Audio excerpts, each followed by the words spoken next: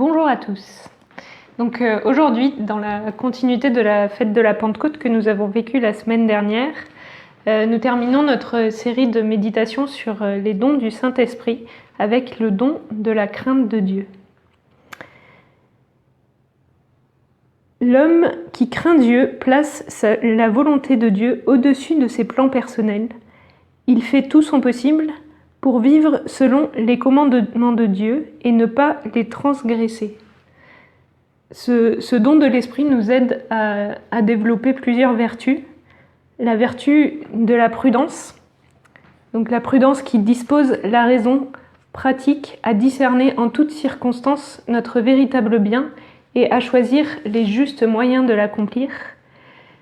La justice qui consiste dans la constance et ferme volonté de donner à Dieu et au prochain ce qui lui est dû. Et la vertu théologale de l'espérance, car par l'espérance, nous désirons et attendons de Dieu avec une ferme confiance la vie éternelle et les grâces pour la mériter.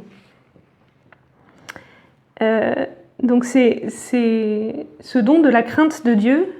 Si on relit le livre d'Isaïe qui liste les dons de l'Esprit Saint, au chapitre 11, « Un rejeton sortira de la souche de Jessé, un surgeon poussera de ses racines, sur lui reposera l'Esprit du Seigneur. Esprit de sagesse, d'intelligence, esprit de conseil et de force, esprit de connaissance et de crainte du Seigneur. » Françoise, la semaine dernière, nous faisait remarquer que le don de piété n'était pas dans cette liste et que ce don de la crainte du Seigneur comprenait le don de piété. Et il intervient en dernier dans cette liste des dons de l'Esprit Saint, mais si tant est qu'on puisse hiérarchiser les dons de l'Esprit Saint, ce n'est pas le don des moindres, puisque sans lui et sans la piété, il est difficile d'accueillir les autres dons de l'Esprit Saint. On le verra un petit peu plus tard.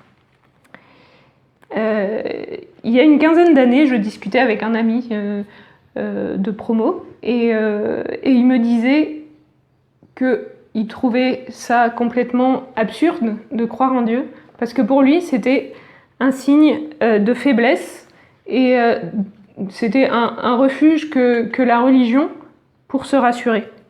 Et dans notre société où la liberté est si importante, on est souvent amené à entendre ce genre de discours de la part de personnes qui ne connaissent pas le Seigneur. Et effectivement, dans notre logique humaine, c'est quelque chose qui va de soi, puisque ça pourrait paraître, croire en Dieu pourrait paraître une soumission malsaine à un marionnettiste qui régirait notre vie au-dessus de nous. Et ça ne correspond pas vraiment à un Dieu qui est amour, à un Dieu qui est toute miséricorde. Peut-être que vous avez déjà entendu l'histoire d'un musulman qui était avec un ami chrétien et qui est rentré dans une église avec son ami chrétien. Et donc cet ami lui montrait l'église, lui a montré le tabernacle et lui a expliqué ce que c'était que la présence réelle pour les chrétiens. Il lui a dit que Dieu se trouvait dans ce tabernacle. Et ce musulman était impressionné d'entendre ça, et il disait, mais si moi, vraiment, je croyais que Dieu était dans ce tabernacle devant moi, ce n'est pas en marchant que je serais rentré dans cette église, ce serait en rampant face à cette immensité de Dieu, simplement, qui est en face de moi. Et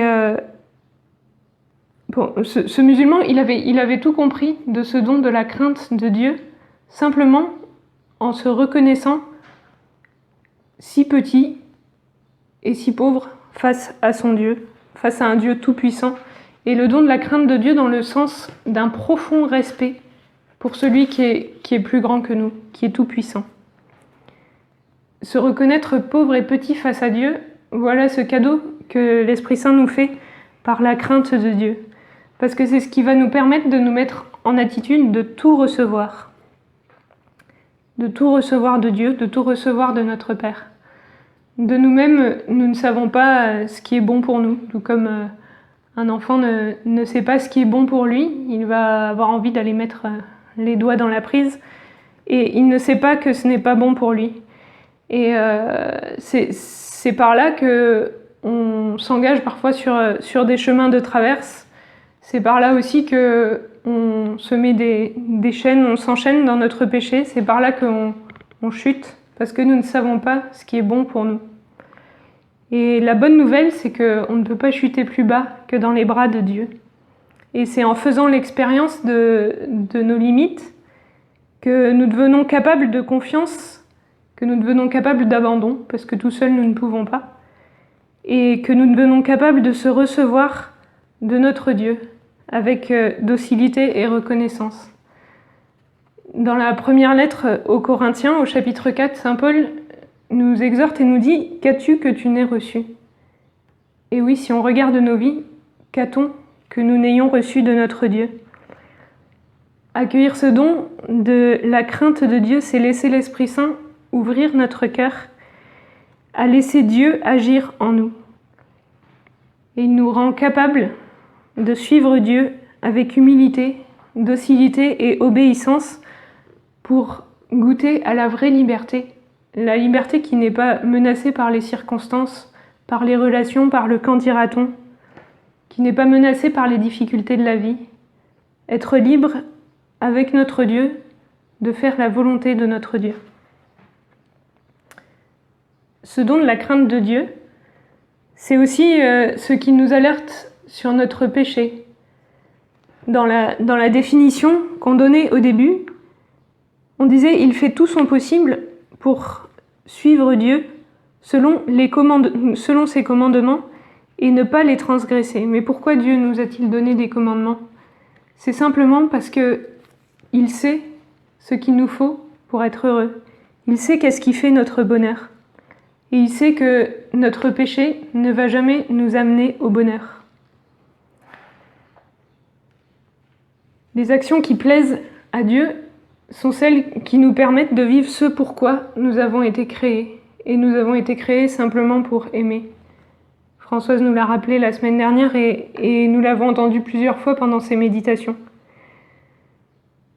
Servir Dieu par crainte et par soumission, par peur de représailles, si nous sortons du droit chemin, ça va nous donner des têtes de salariés mal payés, parce qu'il nous manquera toujours quelque chose. Mais servir Dieu en accueillant ce don de la crainte de Dieu, pour le laisser agir en nous, nous donne des têtes de ressuscités.